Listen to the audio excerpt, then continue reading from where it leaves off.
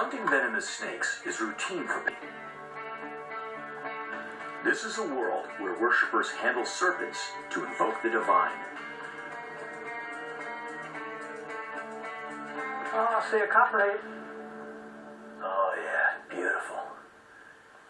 Hard to see. This just shows you how well suited these animals are to their environment. He's blending in rather well.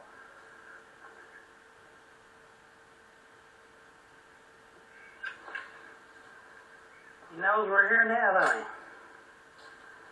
he? It's a small catch. Jamie likes to use bigger vipers at his church, but he's got about 20 more at home. My next stop in the mysterious world of snake handlers.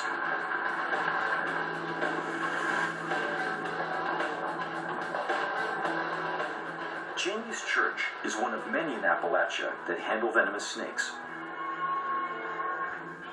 The dangerous ritual started in the early 1900s when preachers urged the faithful to take up serpents, as written in the Gospel of Mark.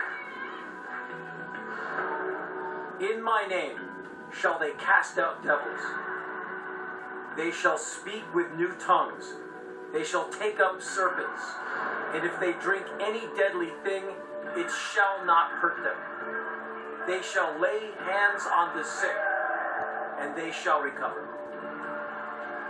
Their commitment to the verse is total. They not only handle snakes, they drink strychnine and dance with fire, all to show their faith in God. Few who get bitten seek medical help. If they do bite you, we don't put our faith and trust in a doctor, but we put our faith and trust in the Lord. But faith can be fatal. More than 100 snake handlers have died from snake bites, including one in Jamie's church. So, is this where you keep your snakes? Uh-huh. Yep.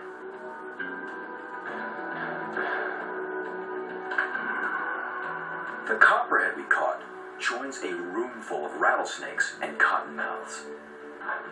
Inside this small room, I am surrounded by 3 sides of extremely toxic snakes. Enough venom and kill power to take out hundreds of people. Oh, that's some really beautiful rattlesnakes you got there. Canebrakes. That looks like a timber rattlesnake. Yeah. Are all 4 of these used in ceremonies at the church? Yeah. Yeah, all 4 of those will probably go to church tonight. So have you ever been bitten? Been bit 6 times. 6 times.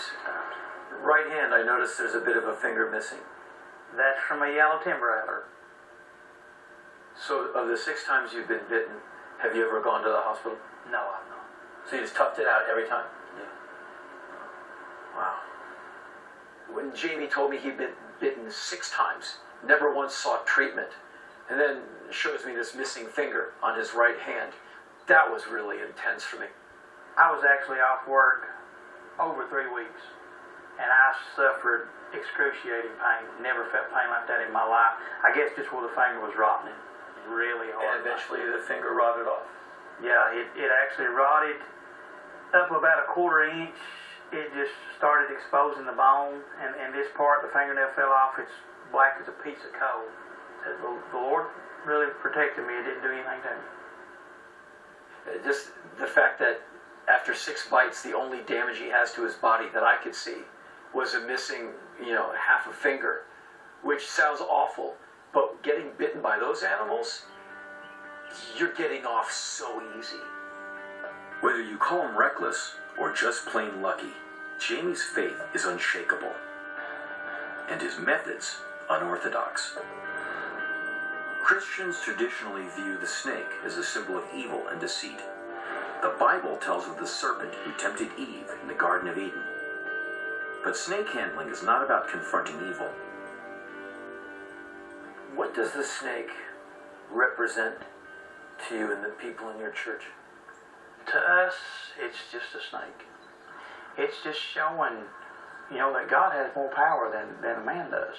Are snakes handled every single meeting? No. See, it's only when you feel the Spirit move on you to do it. So if someone is bitten and they die, What do you all think about that? It's just their time to go. That night, Jamie invited me to his church service. I had no idea what I was in for. This was church like I'd never seen it.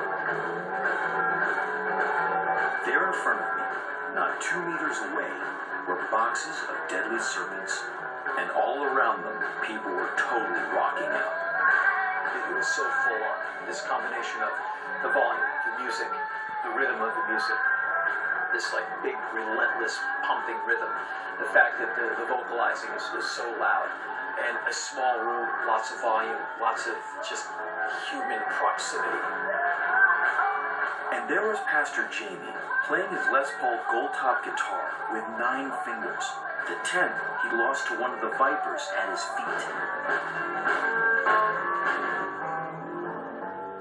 I've never seen any ceremony like that remotely as intense as what I saw in this church. It don't matter if the whole world looks down on you. And all that matters is that we've been with the Lord. Just when I started wondering whether anyone would pick up a snake, Jamie went over and reached for the biggest rattlesnake there. Lord, you can take up, sir.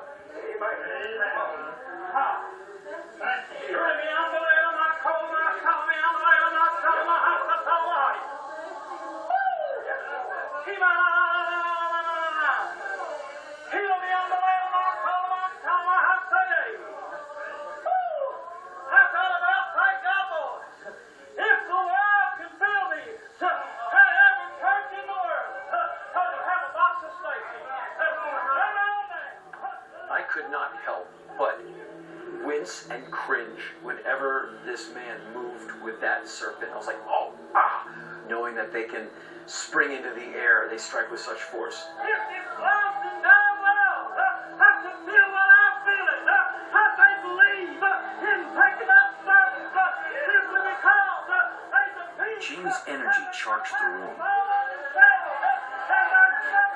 The spirit spread like a fever. People start standing up and dancing and singing. Another snake comes out.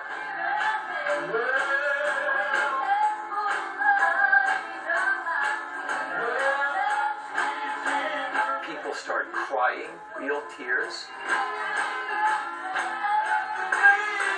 A man is brought out. People start touching him, the laying on of hands. This is all happening at once.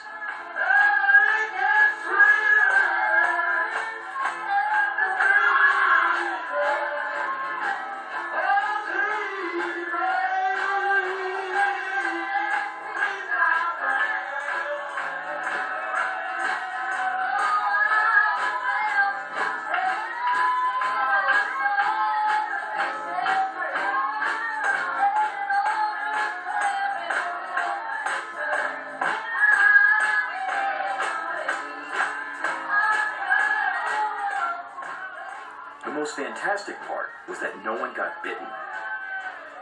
And I can't explain it.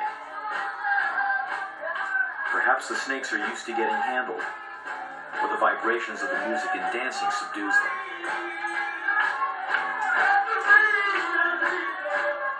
It was almost 3 hours, completely mesmerizing, completely mind-blowing, and I would easily go back again. It just goes to show how mysterious our relationships with animals can be. When it comes to rituals and worship, there are no boundaries.